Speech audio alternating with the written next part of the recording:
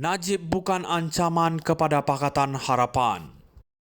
Assalamualaikum dan salam sejahtera kepada semua peminat politik Malaysia.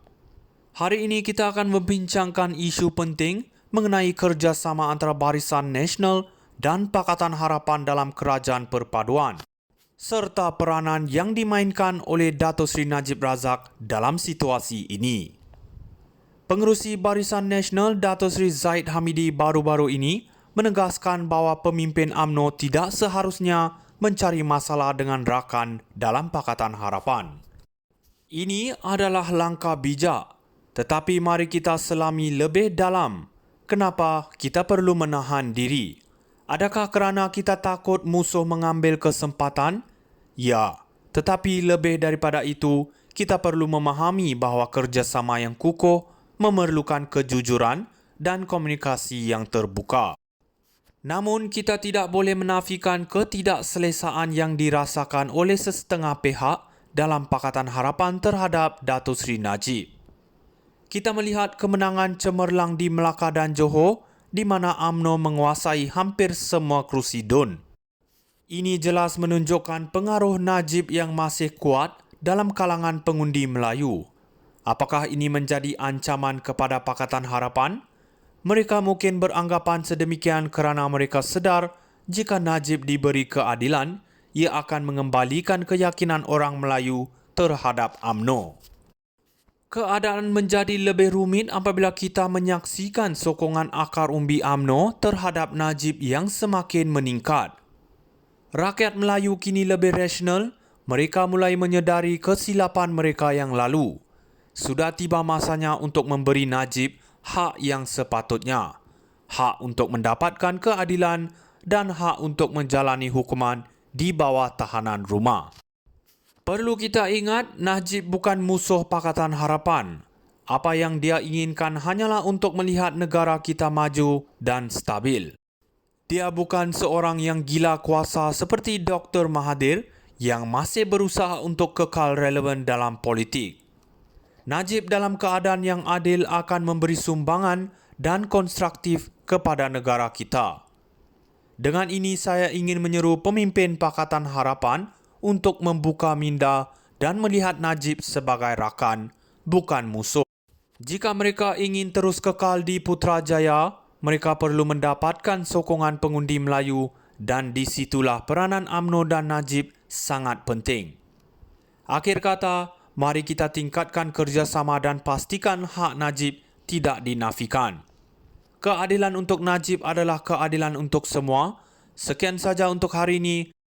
Teruskan menyokong politik yang berintegriti dan adil. Najib bukan ancaman kepada Pakatan Harapan.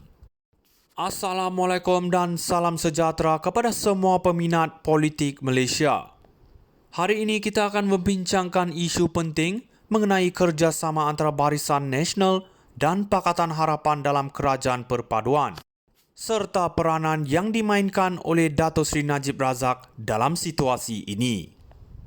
Pengerusi Barisan Nasional Dato' Sri Zahid Hamidi baru-baru ini menegaskan bahawa pemimpin UMNO tidak seharusnya mencari masalah dengan rakan dalam Pakatan Harapan. Ini adalah langkah bijak, tetapi mari kita selami lebih dalam. Kenapa kita perlu menahan diri? Adakah kerana kita takut musuh mengambil kesempatan? Ya, tetapi lebih daripada itu, kita perlu memahami bahawa kerjasama yang kukuh memerlukan kejujuran dan komunikasi yang terbuka. Namun kita tidak boleh menafikan ketidakselesaan yang dirasakan oleh sesetengah pihak dalam Pakatan Harapan terhadap Dato' Sri Najib. Kita melihat kemenangan cemerlang di Melaka dan Johor di mana UMNO menguasai hampir semua kerusi DUN. Ini jelas menunjukkan pengaruh Najib yang masih kuat dalam kalangan pengundi Melayu. Apakah ini menjadi ancaman kepada Pakatan Harapan? Mereka mungkin beranggapan sedemikian kerana mereka sedar jika Najib diberi keadilan, ia akan mengembalikan keyakinan orang Melayu terhadap UMNO.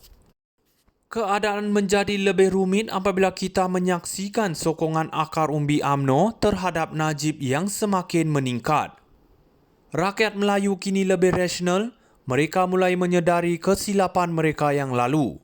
Sudah tiba masanya untuk memberi Najib hak yang sepatutnya.